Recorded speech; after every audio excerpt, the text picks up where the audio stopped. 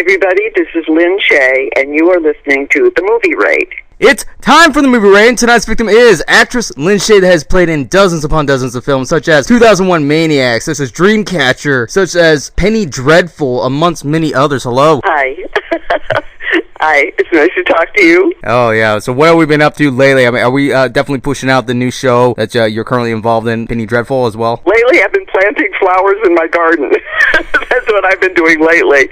Penny Dreadful has started. This is the third episode this week. It's running on Showtime, and it's a really elegant and sad, scary, magnificent show. I'm really proud to be a part of it, so I'm happy to promote it. If you're not familiar with the series, or if you are, it's not anything to do with the first 3 years, which was a different storyline altogether. This is really about Los Angeles in 1938, the rise of Nazism, which was happening here in L.A. It's historically correct, basically, and also about the Hispanic community, which was being moved out of their homes by corruption in the government, in city government. It's a really powerful piece, and I think you'll all really enjoy it. So I'm proud to be a part of it. Pretty fantastic. And the fact is, did you take on to this because of the fact that it's actually historically correct? Because oftentimes they just throw some stuff in there just to kind of beef it up, or maybe not entirely accurate, but just almost, and so forth. But you like the fact that this is what's going the right direction for this for you? I mean, actually, John Logan, who is the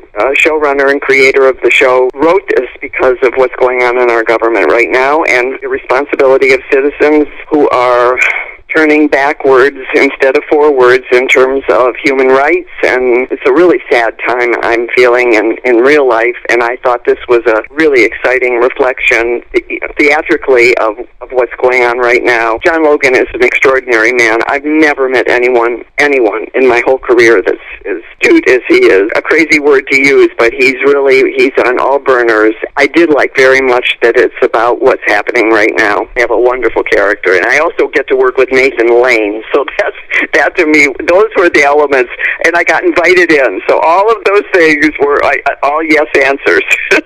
He gave me a big yes. All these roles that you previously already have, is this much more at ease for you as a performer, and especially in television and doing TV shows in this particular type of show? Is this more at ease for you compared to all the work you've put in throughout decades of other roles, especially horror and so forth? You know what, actually quite the opposite. I've never been that interested in television, to be honest. I really prefer films, more room for my own input and sort of creativity. Television is a writer's medium, and even John Logan made that very clear to all of us, that this is not improv. You say every word he wrote, because he wrote it because that was what he meant to say. So it was actually a little bit of a difficult transition for me, because I'm used to freewheeling a little bit. I've learned to appreciate that I'm actually a very good storyteller, and I'm pretty good at seeing in a script if there's holes in the character or holes in the story that we're telling, and often am able, you're still a hired person, so you have to find an elegant way to express your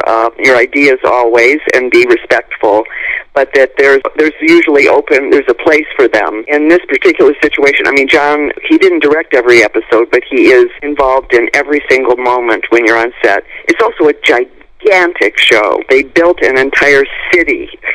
They built the entire city of Los Angeles, 1938, the old Hopalong Cassidy lot in Santa Clarita. So they literally built a city. The wardrobe and everything is 100% accurate to 1938. You know, I was filling a slot as opposed to also being, I mean, I was still a creative actor, hopefully, and you have to, you know, again, if you have ideas, the people around you were very open to listening, but it's not your show. I had to keep my mouth shut sometimes in ways that I'm not really used to. I mean, I've gotten used to sort of expressing something, you know, if I don't think something's right, I'm never rude, but it's like, I say, you know, this doesn't really work. Well, that's not how you can operate on the set.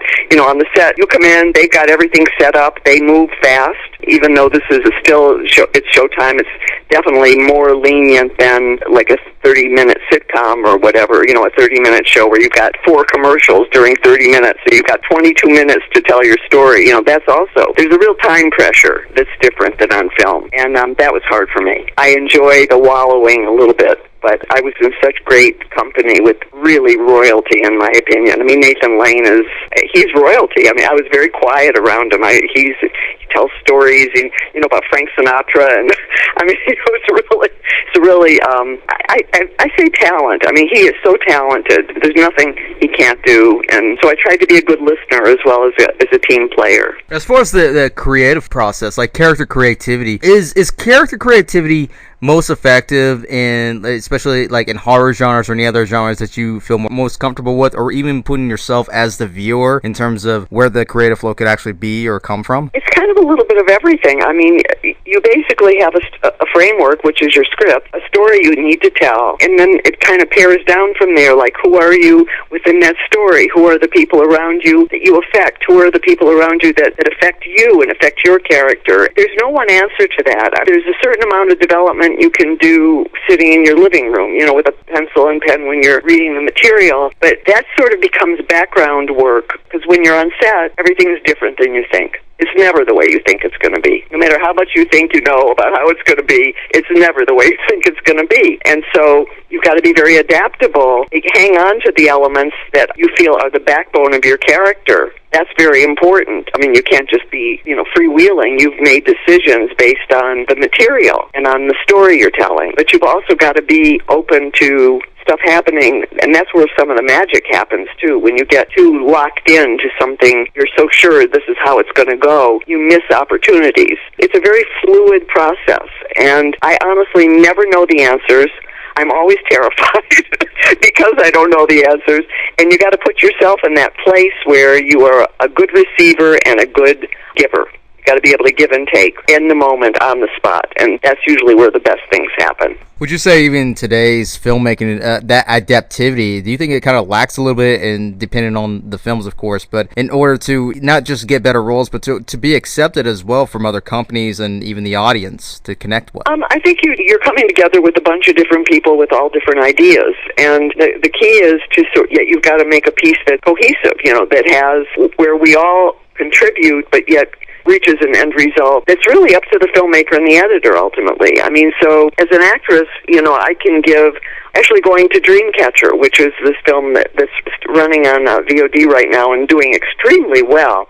People seem to really like it. There are elements in it, when we read the script, see, this was for me an opportunity also, sort of talking about film versus television. Carrie Harris, who directed it and who was one of the co-writers, he and the writer were very open to all my thoughts and ideas, and so we sort of filled in the blanks together, and you saw something was missing. So it was very much a team effort. Often, if a project is brought to you, sometimes you don't have that much creative input. So it's kind of a mix. It depends on the chemistry of the people you're working with, how open people are to to what you want to bring. You have to be very flexible. And I think that's always the case, whether it's filmmakers now or filmmakers before. It truly is magic when it all comes together, because you don't, again, it's all these aspects of different people's ideas, from wardrobe to props to, every element of filmmaking. And so I think, you try to fulfill both your own expectations and also the people you're working with. But I think nothing has really changed. I think making a film is probably always the same. Even when you have only a little bit of money, the idea of what you're creating is a team sport, basically. Oh, without a doubt. And the fact is, like, you as the performer, as the artist, having to make that character become alive, but you got an entire crew that also can make that character alive. It's not just you alone, even though that you are on that screen yourself. Totally. Oh, no, it's totally a team sport. I mean, totally. And, that's part of the fun, too. There's a little movie I did years ago called Critters, and the character was this woman, as written, a little small town, and she's the operator, the phone operator in the town. It's got one phone operator, not everybody has a phone. It's real small town America. And I don't know where it came from, between me and the hair and makeup. I said, what if this woman, what if she really wishes she reads fantasy magazines. She's got no real life. She loves romance novels, and actually I did another film just recently that would have that same kind of idea to it. But her name is Sal. This character's name was Sal, and that she dresses up like she lives in the 30s. And we came up with this crazy look. That was this red suit that was from the 30s. She found it in a thrift store, and we did my hair. I dyed my hair red with like a henna dye, and we did an updo and big red lips and, and nail polish. I mean, it was this whole look that really had nothing to do with what we were reading when I read the material, but it came from collaboration. You know, it came from, what if we try this? Well, if we try that, what about this? What about, you know, everything sort of snowballs on itself. So you are definitely not a ship alone in the water. And if you think you are, you're in the wrong business. I think actors, especially whose egos get in the way, are making a big mistake. I mean, and usually people don't want to work with them very much either, because, you know, it's not like you run to your trailer when you're done and you're done. It's a real community, and that part of it is really fun and can be got the good, bad, and the ugly with it too.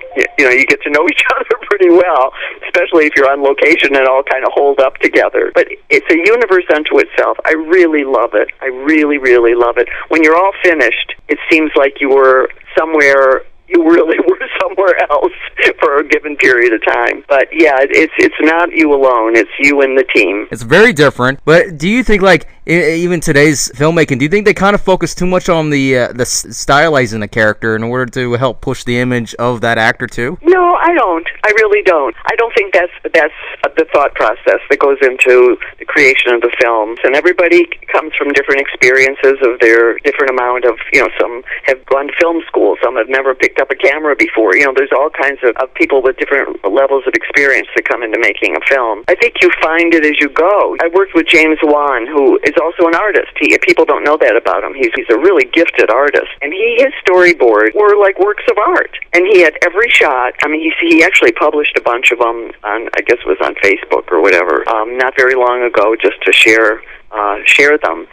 And if all creative burners are on, you know, not every director has that kind of gift or creates that kind of, you know, preface to shooting their film. But there's so many aspects to it. I think everything changes because there's more technology. Listen, you can make a movie on your iPhone right now, and not even maybe. I mean, 100%. And, you know, the years ago, you had everything was, the edit room was cut and splice. You know, it was film. You guys forget, I'm a whole lot older than all of you, and remember, the labor of editing a film was insane. I mean, those guys were crazy people. They lived in a dark room, you know, for hours and hours and hours with little pieces of film, slicing, literally cutting and gluing. I mean, that's how you put the film together. That part of filmmaking has changed dramatically. I mean, now with digital cameras and, you know, it's so much easier. I mean, you can edit on your computer. I did a little film called Room for Rent, which, by the way, I'm still promoting. It's on Amazon Prime. It's a little film for no money that we made, pretty much. Again, we were talking about the edit because Tommy Stovall, the director, he edited it on his laptop. And it's pretty wonderful. It came out great. So the technology is so different now. It gives you many more options in terms of what you create. Can an artist, when their success is running pretty well, do you think it can actually easily be manipulated or actually be control driven from one project to another? Well, the directors, you know, listen, they can do whatever they want with the footage. You know, unless you're a producer on it and have some control, yeah, they can take your performance and do whatever they want with it, pretty much. So they can definitely manipulate the way you come across in a picture. It's pretty sad sometimes. I mean, I haven't had too many bad experiences like that, but often there will be a scene or something where you go, oh, why didn't they leave that in? Like in The Grudge, there was a scene I had that was just beautiful, and it wasn't in the final cut because Nicholas Pesh, he just said, you still got to tell your movie in an hour and 30 minutes or an hour and 20 minutes, whatever, and you've still got a format to follow. So it wasn't in. And that was tough because I felt that manipulated. You didn't know as much about my character as was in the original story. And so, you know, there's many ways you can have the same footage and tell 12 different stories with that footage. As an actress, you don't have that kind of control unless you are, again, a producer and you make it clear that that's the control you want to be a part of. You want to be in on the edit. You want to be in on the manipulations, as you call it. On Penny Dreadful, I did what I could do. I did what John asked me to do. It's a great character. Her name is Dottie Minter, and she's a Nazi hunter from 1938 with Nathan Lane. They're like partners, and the look is great. She was born in 1865, so that was fun to work with. But, I gave what I could give, and then they cut and use what they need. You're always risking the control that you do not have over the end product, or the way something's distributed. There was a little movie I did years ago called Dead End. It's become one of the most popular films I've ever been in, and when we finished it, it kind of disappeared. It just, they didn't really do anything with it. And I've done another film with Richard Dreyfuss, this beautiful film called The Killing of Winston Jones. The producer just decided he didn't want to do anything with it, so it's sitting on somebody's shelf. This is Richard Dreyfuss and a beautiful cast, a fantastic story, and it's painful. I had a great character in it. I played Richard's wife, and she did not speak through the whole story, and you don't really know why she doesn't speak, but she narrates the whole film. It was a beautiful film. I'm still to this day not over that one. Shot it for 6 weeks in South Carolina, and a great cast, and a lot of money spent, and nothing happens. That's stuff you have no control over. Go ahead and plug in any websites or anything that you care to add as well to the listeners as well. I have a Facebook account. It's just the one, and there's always 5,000 people somewhere. Sometimes in the beginning, whoever, it's become a fan page pretty much. You can always follow that. I have an Instagram account. It's Ms. Lynn Shaye, MsLinShaye. You're so welcome to follow me on Instagram, and I hope you'll watch Room for Rent on Primetime. I hope you'll watch Penny Dreadful on Showtime, and the episodes are running. I'm not in this week's episode. I was in last week's, and then I'm in 6 of the 10, so I think you'll have fun following the story. It's a beautiful story. Dreamcatcher is still out there with Rhoda Mitchell and Henry Thomas. The Grudge is still out there doing whatever. And everybody, this is just a little note. I've never in my lifetime had anything happen like this pandemic. I have one thing to say. Every day feels like Groundhog Day in a way, but it's an opportunity to not be pushed, to really have time to think about stuff we're talking about. Like, what do you want to do? What's important? If there's a story you've been thinking about, sit down and try and write it. This is a very rare opportunity also to follow some dreams you may have. Write a song. Maybe, who knows? The thing is with anything artistic or anything that's directly out of your imagination and your life experience, no one else has that. That's only you. And all of you are special, and all of us are special. It's very emotional. Please take the opportunity to investigate those parts of yourself that we have to shut down because we're so busy every day being pushed to do stuff that sometimes you don't want to have to do, but you have to do it. Everybody stay safe and well, and thank you very, very much, Mike, for your lovely interview, and I wish everybody well. And there you have it, everybody. That is actress Lynn Shaye.